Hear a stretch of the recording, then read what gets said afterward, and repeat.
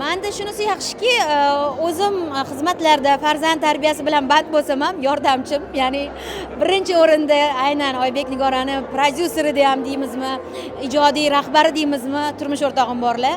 Har bitta ishni, har bitta taronamizni me'yoriga yetkazganlardan so'nggina nima deydi, muxlislarimizga taqdim etadilar, lekin ungacha bo'lgan hamma ishni ham aynan o'zlari juda ham a'lo darajada bajaradilar. Men oilada, ular ijodda ikkalamiz birgalikda uni ham buni ham olib borishga harakat qilamiz.